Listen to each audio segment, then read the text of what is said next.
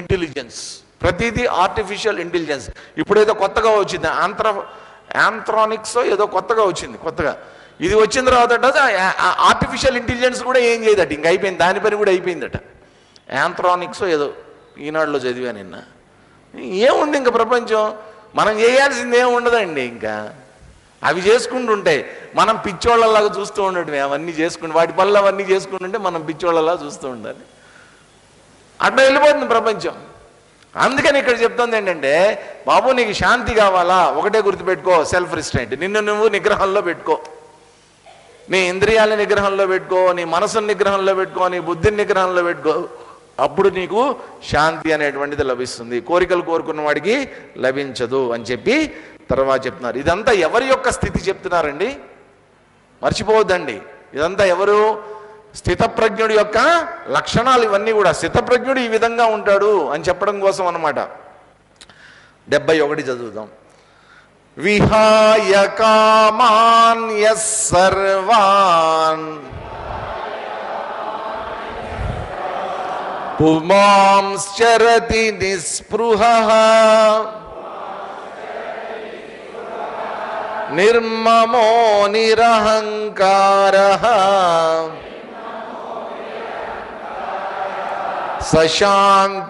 సశాంతిమధిగచ్చతి. విహాయ కామాన్ యస్ సర్వాన్ పుమాంశ్చరతి నిస్పృహః నిర్మమో నిరహంకారః సశాంతిమధిగచ్చతి. యహ పుమాన్ సర్వాన్ కామాన్ విహాయ. ఏ పురుషుడైతే, పుమాన్ అంటే పురుషుడు, ఏ పురుషుడైతే అంటే ఏ మానవుడైతే, సర్వాన్ కామాన్ విహాయ, అన్ని కోరికల్ని విహాయ విడిచిపెట్టేసేసి, నిస్పృహ, స్పృహ, మామూలుగా మనం స్పృహ అంటాం, స్పృహ తప్పి పడిపోయాడండి, స్పృహలోకి వచ్చాడండి, స్పృహలో లేడండి అనే పదం వాడుతూ ఉంటాం. స్పృహలో లేనటువంటి వాడు ఎట్లా ఉంటాడు? రాత్రి మనం కూడా పడుకున్నప్పుడు ఏమవుతుంది, స్పృహలో ఉండం. ఆ టైంలో ఏం జరుగుతోందో, మన గురించి ఎవరు తిట్టుకుంటున్నారో, ఎవరు మాట్లాడుకుంటున్నారో, ఏం జరుగుతోందో మనకేమన్నా తెలుసా? ఆ టైంలో ఏం తెలీదు. హ్యాపీగా నిద్రపోతాం, మనం ఆ స్పృహలో ఉండం. మామూలుగా దెబ్బ తగిలిన వాళ్ళు స్పృహ తప్పి పడిపోవడం ఇటువంటివన్నీ జరుగుతాయి. ఆ టైంలో వాళ్ళని మనం ఏదో నీళ్లు చల్లి లేపుతూ ఉంటాం, స్పృహలోకి తీసుకుని వస్తూ ఉంటాం. ఈ స్థితప్రజ్ఞుడైనటువంటి వాడు కూడా ప్రపంచంలోనే ఉన్నప్పటికీ కూడా ఎలా ఉంటాడట? నిస్పృహ, కోరికల పట్ల ఆసక్తి లేనటువంటి వాడై ఉంటాడు. స్పృహ అనేటువంటిది లేదు అతనికి. స్పృహ లేకపోవడం అంటే ఈ స్పృహ కాదు, నాకు కోరిక అనేటువంటిది ఒకటి ఉంది, అది తీర్చుకోవాలి అనేటువంటి స్పృహ లేనటువంటి వాడు. నిర్మమ, మమకారం లేనటువంటి వాడు. నిరహంకార, అహంకారం లేనటువంటి వాడు. ఏమేం లక్షణాలు చెప్పారు చెప్పండి ఇక్కడ? ఒకటి నిస్పృహ, నిస్పృహ, నిర్మమ, నిరహంకార, 3 లక్షణాలు చెప్పారు. ఇవి లేనటువంటి వాడు నిరహంకార చరతి. ఎవరైతే అటువంటి వాడు ఈ ప్రపంచంలో సంచరిస్తూ ఉంటాడో సహా శాంతిమధిగచ్చతి, అటువంటి వాడు శాంతిని పొందుతూ ఉంటాడు. కొంతమంది అండి, నిజంగా చెప్తాను, ఈ ప్రపంచంలో నేను కొంతమందిని చూశాను, కొద్ది మందిని చూశాను. వాళ్ళకి ఈ ఏదో వాళ్ళ బతుకు వాళ్ళు బతికేస్తూ ఉంటారు. ప్రపంచం అంతా కూడా ఏదో వెళ్ళిపోతుంది, మనం దాని వెనకాతలు పరిగెత్తాలి, పరిగెత్తకపోతే మనం వెనబడిపోతామేమో, అందరూ ముందుకు వెళ్ళిపోతారేమో, ఇటువంటి ఆలోచన వాళ్ళకు ఉండదండి. మనం ఎంతలో ఉన్నామో అంతలో ఉందాం, ఎంతలో ఏం చేయగలమో అది చేద్దాం, అంతవరకే ఉంటారు వాళ్ళు. అంతే తప్ప ఏవో పెద్ద పెద్ద లక్ష్యాలు పెట్టేసుకుని వాటి వెనకాతలు పరిగెత్తి చెయ్యలేనివి చేయలేక కింద పడి బోర్లా పడి దెబ్బలు తగుల్చుకొని ఇట్లా ఉండరు వాళ్ళు. రెండోది ఏంటి? తన మీద తాను పూర్తిగా కంట్రోల్ ఉన్నటువంటి వాడు, అంటే మానసికంగా శారీరకంగా తన మీద తాను నిగ్రహం ఉన్నటువంటి వాడు కూడా ప్రపంచంలో ఉన్నప్పటికీ కూడా కోరికలు అనేటువంటివి అతన్ని ఏమీ చెయ్యలేవు. కాబట్టి అతను కూడా ప్రపంచం మధ్యలో ఉంటూ కూడా శాంతంగా ఉంటాడు అతను. అది చాలా ముఖ్యమండి. ఈ ప్రపంచాన్ని విడిచిపెట్టి మనం ఎక్కడికి వెళ్ళలేం. ప్రపంచం ఉండాల్సిందే, మనతో పాటు ఈ రిలేషన్స్ కానీ ఇవన్నీ అందరూ ఉండాల్సిందే. అయినప్పటికీ కూడా ఏం చెప్తున్నారు? శాంతంగా ఉండటం ఎలా అనేటువంటి టెక్నిక్ని ఇక్కడ చెప్తున్నారు. కాబట్టి నిస్పృహ, కోరికల పట్ల స్పృహ లేకుండా ఉండటం. దాంతోపాటు ఇంకో 2 లక్షణాలు ఏం చెప్పారు ఇక్కడ? నిర్మమ, మమకారము. మమకారము అంటే ఏంటి? మమకారం అండి, మమకారం.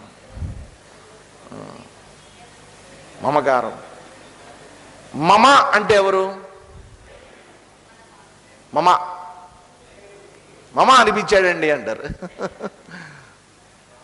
పంతులు గారు కూడా ఏం చెప్తుంటారు? మమ అనుకో అంటారు. మిగతాదంతా పాప ఆయనే చెప్తారు. మమ ఉపాత్త సమస్తాదృతక్షే ద్వారా శుభే శోభనే ముహూర్తే అద్య బ్రహ్మణ ద్వితీయ వ్రాతే చేతవరా కల్పే అని ఆయన చదివేస్తారు. నువ్వు మమ అనుకోసాలంటారు. అంటే నేనే కాదు నువ్వు కూడా చెప్తున్నావని ఎవరికి వాళ్ళు అనుకోవడం. మమ అనిపించారండి అంటారు. అంటే ఏంటి? నేను కాబట్టి మనం చేసేటటువంటి ప్రతి పని వెనక కూడా ఏముంటుంది? నేను చేశాను. మీరు ఇంటికి వెళ్ళిన తర్వాత అడిగారు, దారిలో అడిగారు, ఏమయ్యా ఎక్కడికి వెళ్ళామని అడిగారు. అక్కడ ఉపన్యాసం జరుగుతోందండి, అక్కడికి వెళ్ళాను అంట. అక్కడికి వెళ్ళాను అంటే ఎవరు? నేను వెళ్ళాను. ఇప్పుడు ఎక్కడికి వెళ్తున్నావు? ఉపన్యాసం అయిపోయిందండి, ఇంటికి వెళ్తున్నాను నేను. కాబట్టి అక్కడ మమకారం అనేటువంటిది నేను, నాది. ఎక్కడైతే అహంకారం అనేటువంటిది ఉంటుందో దాని వెనక ఉండేటటువంటిది మమకారం, నాది. నిరహంకార, రెండోది కూడా చెప్పారు. అహంకారం అంటే ఏంటి? నేను అనేటువంటి. మమకారం అంటే ఏంటి? నాది.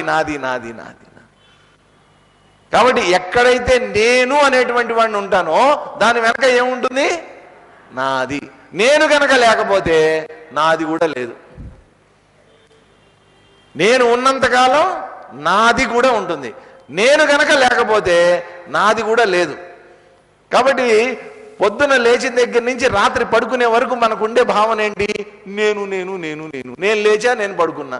ఈ మధ్యలో ఎన్నిసార్లు, కొన్ని వందల సార్లు నేను అంటుండ. ప్రతి పని, ఈ పని ఎవరు చేశారు? నేను చేశా. ఈ పని ఎవరు చేశారు? నేను చేయలేదండి. తప్పేదైనా జరిగింది అనుకోండి, అబ్బే నేను కాదండి. ప్రతి వాళ్ళు ఏదో ఈ మధ్య చాలా వైరల్ అయింది ఆ చిన్న వీడియో, భలే బాగుంది, నాకు నచ్చింది. అరే వాడు అడుగుతాడనమాట, క్లాస్ రూమ్కి వచ్చి ఇన్స్పెక్టర్ గారు అడుగుతారు, ఆయన పేరేంటి? సీతమ్మ వారి తండ్రి జనకుడు సారీ. అరే జనకుడి యొక్క ఆ విల్లుని ఎవరు విరగ్గొట్టారు అని అడుగుతాడు. ఎవరు విరగ్గొట్టారు? జనకుడు విల్లు విరిచిన వాళ్ళు ఎవరు అని అడుగుతాడు. ఆ పిల్లోడు చెప్తాడు, సార్ నేను కాదు సార్ నన్ను వదిలేయండి సార్, నేను కాదు సార్ అంటాడు. బహుశా ఈడయి ఉంటాడు సార్ అన్నాడు.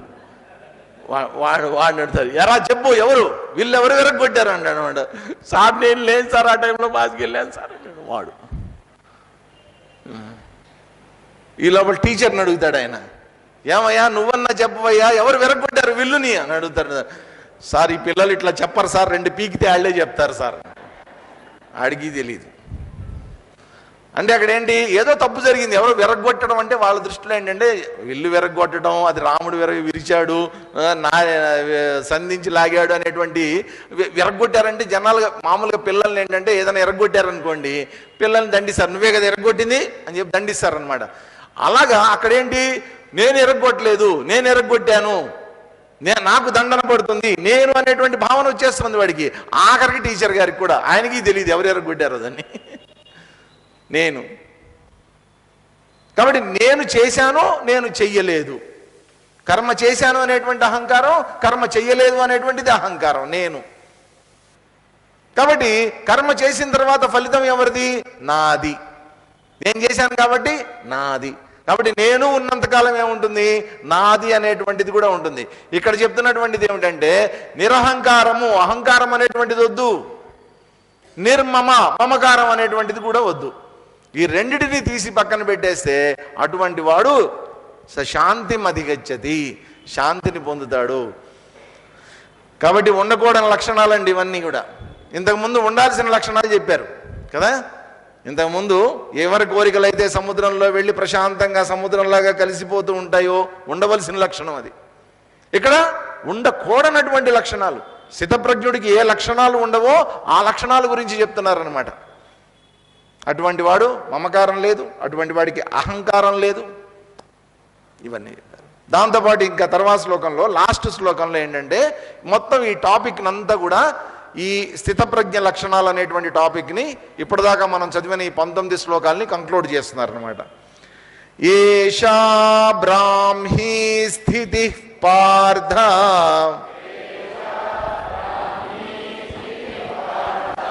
నైనాం ప్రాప్య విముహ్యతి స్థిత్వా స్యామంతకాలేపి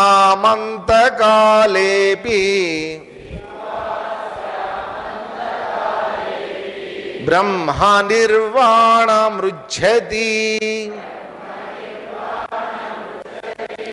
ఏషా బ్రాహ్మీ స్థితి పార్థ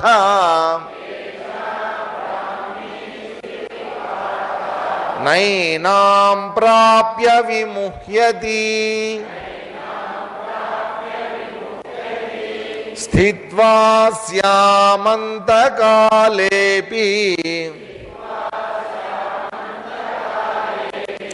బ్రహ్మ నిర్వాణమృచ్ఛతి. అర్జున, పార్థ, ఓ అర్జున, ఏషా బ్రాహ్మీ స్థితి. ఇప్పటి వరకు మేము చెప్పినటువంటి లక్షణాలన్నీ ఏవైతే ఉన్నాయో, కోరికల్ని జయించినటువంటి స్థితి, కోరికల్లోంచి స్పృహ లేనటువంటి స్థితి, నిరహంకారమైనటువంటి స్థితి, మమకారం లేనటువంటి స్థితి, ఈ స్థితి ఏదైతే ఉందో ఇది మామూలు స్థితి కాదురా నాయనా. ఏషా బ్రాహ్మీ స్థితి, బ్రహ్మతత్వానికి సంబంధించినటువంటి స్థితి కదా. అందుకనే మనకు ఒకటి చెప్తూ ఉంటారు, సాధకులందరూ ఏ ముహూర్తంలో లేవమని చెప్తూ ఉంటారు, సాధన చేయమని చెప్తూ ఉంటారు? బ్రాహ్మీ ముహూర్తంలో. ఆ బ్రాహ్మీ ముహూర్తం అంటే ఏ సమయం అది? హలో, వద్దులేండి, ఇది మనకు కాదులేండి సార్. ఇది ఏషా బ్రాహ్మీ స్థితి. ఈ బ్రాహ్మీ స్థితిని చేరుకోవాలంటే బ్రహ్మ ముహూర్తంలో, బ్రాహ్మీ ముహూర్తంలో లేచి అప్పుడు పూర్వకాలం సాధనలు చేసేవారు.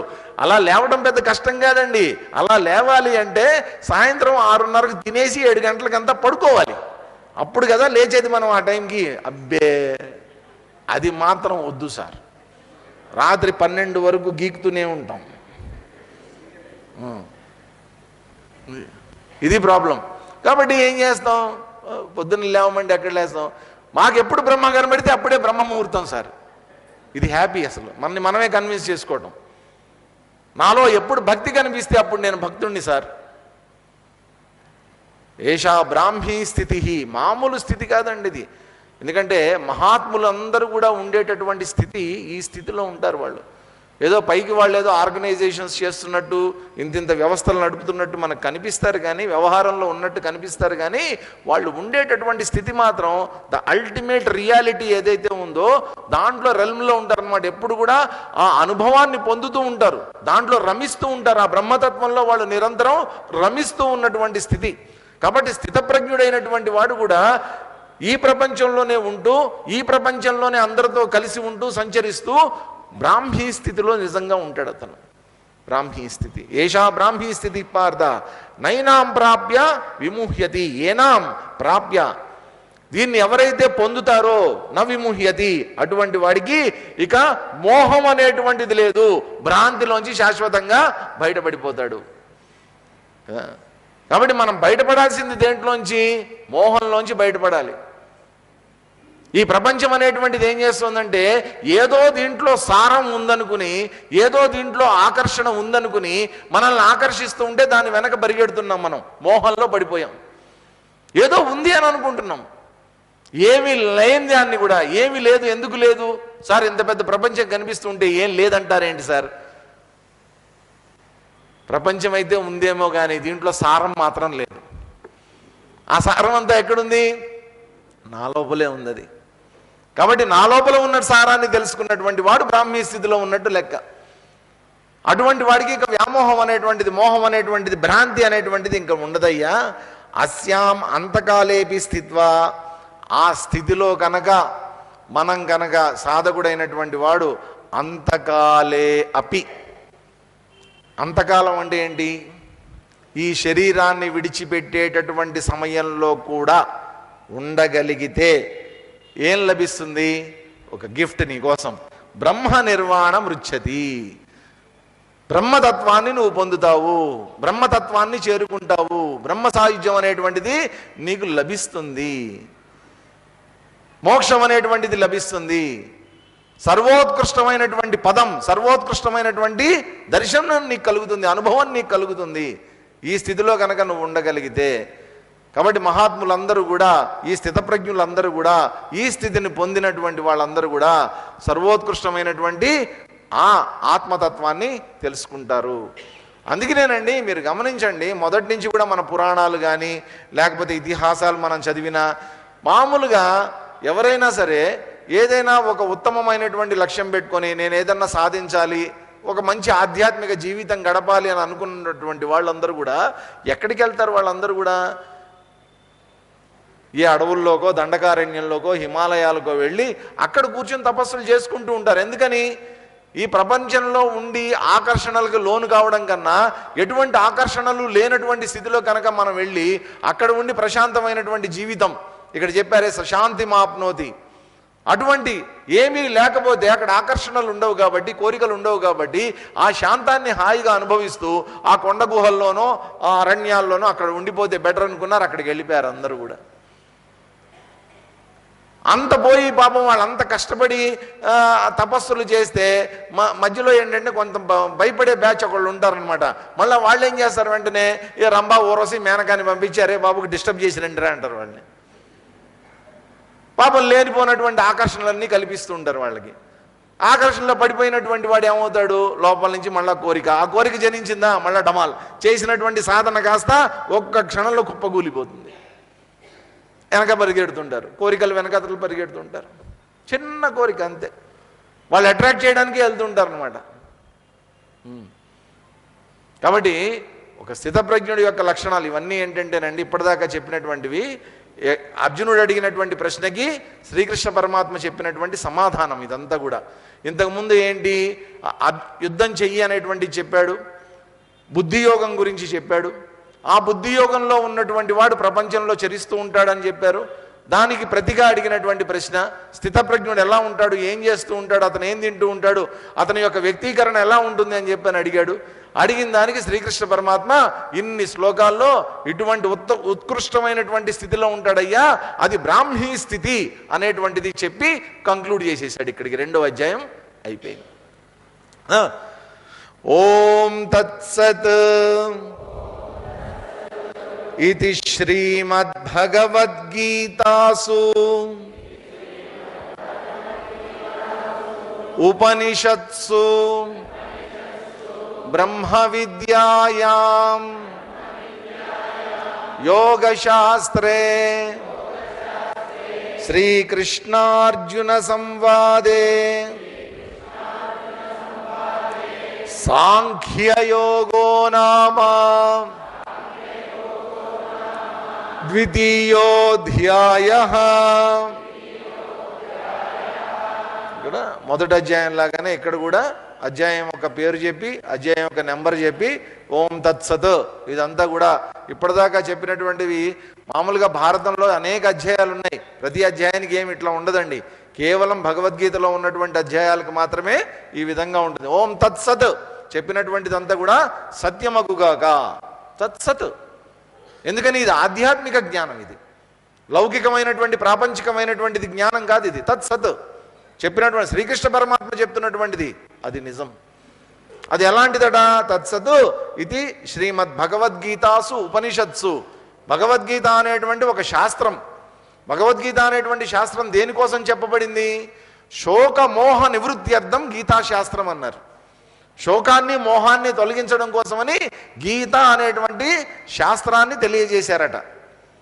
కాబట్టి అటువంటి భగవద్గీత ఇది ఎక్కడ దేంతో సమానమైనటువంటిది?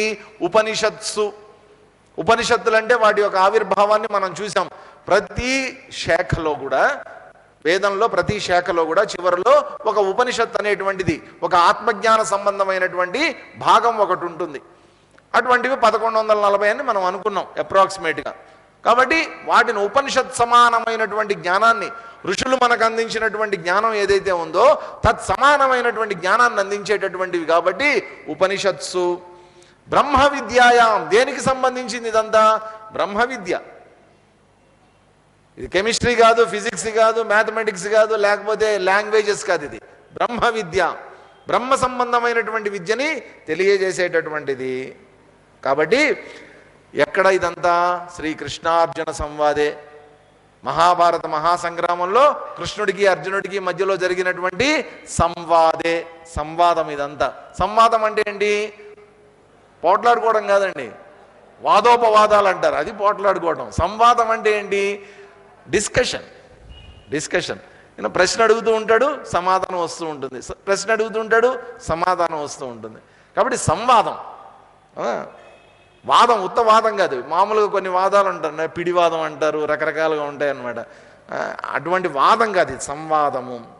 సాంఖ్యయోగో నామ, దీనికి పెట్టినటువంటి పేరు సాంఖ్యయోగము. సమ్యక్ ఖ్య.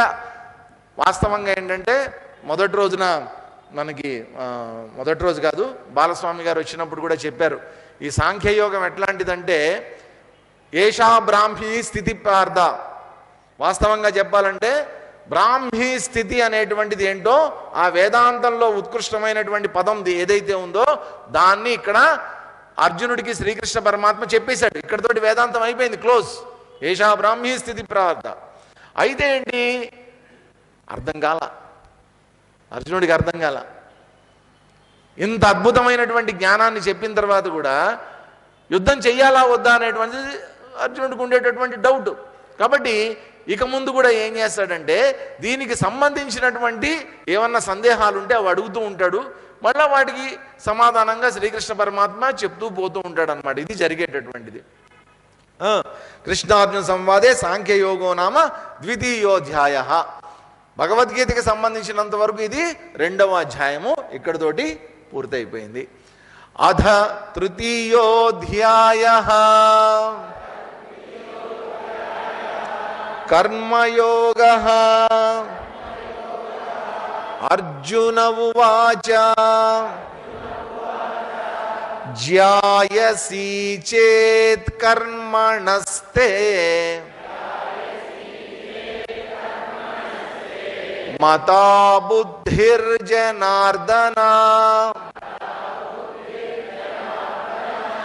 తత్కిం కర్మణి ఘోరే మాం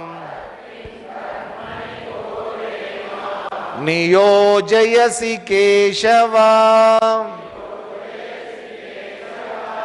అర్జున ఉవాచ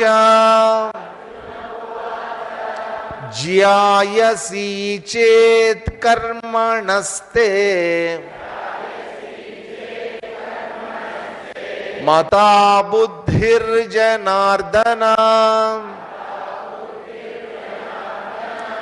తత్కిం కర్మణి ఘోరే మాం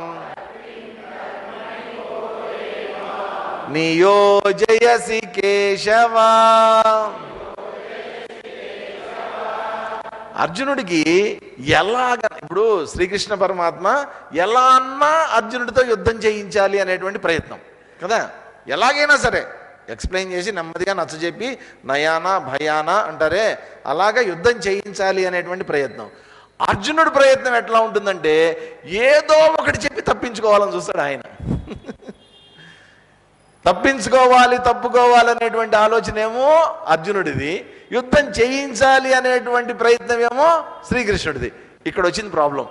కాబట్టి తప్పించుకోవడానికి ఇంకేం కారణాలు వెతకచ్చు అనేది ఆలోచించాడు అనమాట. ఆలోచించి చెప్తున్నాడు అనమాట. ఏమంటున్నాడు? అర్జున ఉవాచ జనార్దన, ఓ కృష్ణ, కర్మణ బుద్ధి జ్యాయసి తే మతా చేత్. అంటే కర్మల కంటే కూడా బుద్ధి జ్యాయసి. బుద్ధి అంటే ఇక్కడ కర్మ బుద్ధి, బుద్ధితో చేసేటటువంటి కర్మ, బుద్ధిని ఉపయోగించకుండా చేసేటటువంటి కర్మ. ఈ డిఫరెన్స్ తెలుసుకోండి. కర్మ అంటే మనం చేసేటటువంటిది కర్మ, కర్మయోగము అంటే బుద్ధిని ఉపయోగించి చేసేటటువంటిది కర్మయోగము. దాంట్లో ఫలాపేక్ష అనేటువంటిది ఉండదు. నువ్వేం చెప్తున్నావు? ఫలాపేక్ష లేకుండా చేసేటటువంటి కర్మ ఉత్తమమైనటువంటిది, మామూలుది సాధారణమైనటువంటి కర్మ, ఫలాపేక్షతో చేసేటటువంటి కర్మ సాధారణమైనటువంటిది, దానికంటే ఉత్తమమైనటువంటిది ఫలాపేక్ష లేకుండా చేసేటటువంటి కర్మ అని నువ్వు చెప్తున్నావు. వెరీ గుడ్, బాగానే ఉంది. అదే కనుక నీ అభిప్రాయం అయితే తే మతా చేత్ కేశవ ఓ కృష్ణ తత్ ఘోరే కర్మణి మాం కిం నియోజయసి. This is the question. ఘోరే కర్మణి మాం కిం నియోజయసి. ఈ ఘోరమైనటువంటి పనులు నా చేత ఎందుకు చేయిస్తున్నావయ్యా నువ్వు? స్థితప్రజ్ఞుడు ఎంత గొప్పవాడో చెప్పాడు కదా, కర్మయోగం ఎంత గొప్పదో చెప్పాడు, ఫలాపేక్ష లేకుండా రహితంగా కర్మలు చేయవయ్యా అని చెప్పాడు, అదే బుద్ధియోగం అని చెప్పాడు, వ్యవసాయాత్మిక బుద్ధి ఏకేహ కురునందన ఇవన్నీ చెప్పాడు. ఇవన్నీ చెప్పిన తర్వాత అర్జునుడు శ్రద్ధగా వింటున్నాడు.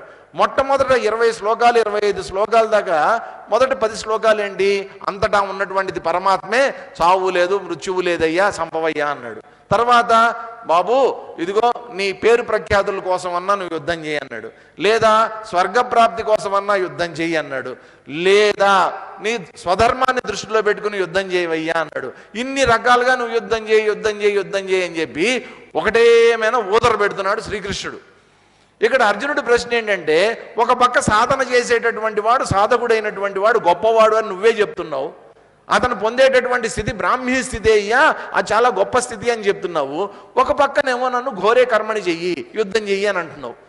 దీనికి దానికి ఎక్కడో ఏదో నాకు తేడా వస్తుంది, కనిపించట్లా, అర్థం కావట్లా నాకు. నిజమే కదండి, యుద్ధం అంటే అదేమన్నా మామూలు పనే? అదేమన్నా రిసెప్షన్కి వెళ్ళి భోజనం చేసి రావటమా? అదేమన్నా పేరెంటానికి వెళ్ళటమా? ఏంటి యుద్ధం అంటే? ఇంతకుముందు చూసాం కదా అది ఎలా ఉందో.